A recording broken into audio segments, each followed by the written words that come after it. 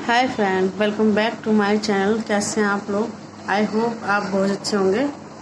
आशा करती हूँ आप अच्छे हों। और फ्रेंड, मेरे किसी सब्सक्राइबर ने बोला था, मैं नाम भूल गई हूँ उनका, कि अपनी ज़िंदगी के कुछ थोड़ा सा हिस्सा, मतलब अपने बारे में कुछ थोड़ा सी बात शेयर कीजिए, मतलब कुछ बताइए अपने बारे में। तो फ्रेंड, मैं आज अपने बारे में छोटी सी बात बताने जा रही हूँ, मतलब छोटा सा एक सारांश देने जा रही हूँ कि दरअसल ऐसा है, मैं एक मिडिल क्लास फैमिली से बिलोंग करती हूँ। मेरे पापा थे नहीं, मैं 4th क्लास में पढ़ती थी, मेरे पापा तभी एक्सपायर हो गए थे और मेरी मम्मी थी और मेरा बड़ा भाई था। तो भाई की शादी हो चुकी थी, बच्चे थे उसके, पर उसकी वाइफ छोड़कर चली गई थी।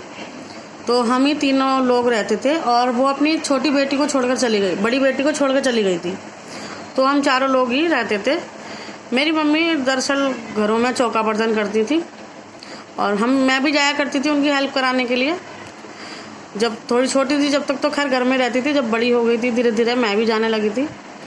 और तो बस हमारी ज़िंदगी ऐसी कट रही थी। मम्मी काम करती थी, भैया हमारा पागल हो चुका था, मतलब वो ना सुल्फा वगैरह पीता होगा पहले कभी, हम तो छोटे थे, हमें पता नहीं। तो उसका ना थोड़ा दिमाग में कुछ दिक्कत आ गई थी, पता नहीं क्या, सुल्फे से कुछ प्रॉब्लम हो गई थी। तो वो कुछ उल्टी सीधी हरकतें करने लगा था। तो वो तो पागल हो गया था, वो तो कमाता नहीं था, मम्मी कमाती थी, हमारा उसी से घर चलता था। धीरे धीरे मम्मी ने पढ़ाया लिखाया, बस इंटर ही कर रही थी मैं, इंटर कर रही थी, एग्ज़ाम नहीं थी दिए थे इंटर के, तभी मेरा रिश्ता हो गया था। रिश्ता क्या, मम्मी ने सोचा कि मैं जब तक हूँ तो मैं अपनी बेटी को देख रही हूँ, मैं नहीं रही तो मेरी लड़की की शादी कौन करेगा। तो इसलिए मम्मी ने सोचा कि मैं अपने सामने इसकी शादी कर देती हूँ। मैं 17 साल की थी, इंटर कर रही थी। तो मम्मी ने रिश्तेदारों को जोड़ के इकट्ठा करके बात करी कि मेरी बेटी की शादी करा दो मिलजुल के, जैसे भी है। और जो मम्मी काम करती थी जहाँ पे, उन लोगों ने भी काफ़ी मदद की है, काफ़ी हेल्प की है। उन लोगों ने उनके साथ मिलके, मतलब रिश्तेदारों के साथ मिलके मेरी मम्मी ने, इंटर भी नहीं किया था मैंने, मतलब एग्ज़ाम नहीं दे पाई थी, मेरी मम्मी ने मेरी शादी करा दी थी।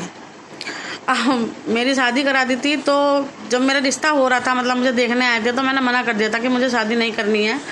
और मुझे दरअसल ये पसंद भी नहीं आए थे, तो मैंने मना कर दिया था। लेकिन मुझे घर वालों ने समझाया बुझाया कि ये है वो है, फलाना ढिमकाना, अच्छा कमाता है वो फलाना। अब मैं देखो, माँ बापों के आगे बच्चों की नहीं चलती है। अब हम वैसे भी मिडिल क्लास से थे, कोई अपनी हट भी नहीं रख सकते थे, माँ बाप भी नहीं था। चलो पिताजी से अपने जिद कर दो, नहीं मेरी शादी कराओ, यहाँ मत कराओ। हमने सोचा कोई बात नहीं, चलो जैसी ज़िंदगी है अपना। हम शादी हो गई, इन लोगों से कहा था कि पढ़ा देना लिखा देना आगे, तो उन्होंने कहा हाँ पढ़ा देंगे। इन लोगों ने गौर ही नहीं की, कोई बात नहीं। फिर उसके बाद मेरी शादी हो गई। मेरी सास थोड़ी लड़ाकू किस्म की थी, क्योंकि 7 भाई हैं, ये 7 भाइयों में सबसे छोटी थी मैं। कोई बात नहीं, फिर हम अलग रहने लगे, हम सब लोग अलग अलग हो गए। मेरी सास की प्रॉपर्टी वगैरह सब बिक गई, मतलब मेरी सास भी बीमार रहने लगी थी, वो भी एक्सपायर हो गई, सब अलग अलग रहने लगे। पर मैं दरअसल मेरी शादी के बाद मुझे बच्चे नहीं हुए। जब बच्चे नहीं हुए, मेरा ट्रीटमेंट चल रहा, अब तो पता ही नहीं चल रहा था बच्चे क्यों नहीं हो रहे। फिर इनका भी ट्रीटमेंट कराया, मेरा भी कराया, सबका कराया, बच्चे नहीं हो रहे थे। मुझे थायराइड था। एक डॉक्टर ने खूब पैसे खाती रही हमारे, बताया नहीं कि मुझे थायराइड है, इस वजह से बच्चे नहीं हो रहे। फिर एक दीदी ने एक डॉक्टर को दिखाया, डॉक्टर संदीप जैन को, उन्होंने कहा कि इसको थायराइड है, इसको बच्चे नहीं हो सकते ऐसे जब तक थायराइड नॉर्मल नहीं होगा। थायराइड नॉर्मल हुआ, एक बेटी ठहरी भी मेरे को, वो हुई भी, और लड़की 15 दिन रही, एक्सपायर हो गई। फिर हम गम में टूट गए कि जैसे तैसे हमें औलाद मिली 8 साल बाद शादी के, वो भी नहीं रही। उसके बाद फ्रेंड काफ़ी टाइम ऐसे बीत गया। फिर हमारी ज़िंदगी में अनंत आया। फ्रेंड, आज मैं आपके सामने एक बात शेयर करने जा रही हूँ, नहीं करनी चाहिए पर फिर भी करनी पड़ती है, जब अपने लोग होते हैं उन्हें बतानी भी पड़ती है। मैंने अनंत को अडॉप्ट किया हुआ है और मेरे को बच्चे, बस एक बेटी हुई थी। उसके बाद जो भी होता था ख़राब हो जाता था, तबीयत ख़राब हो जाती थी, तो ये मैंने अडॉप्ट कर रखा है। इसको मेरी ज़िंदगी है, यही मेरी ज़िंदगी है, इसी को मैं पाल रही हूँ और माता रानी से चाहती हूँ इसकी लंबी उम्र करे। और आप भी मेरे अनंत के लिए दुआएं मांगना।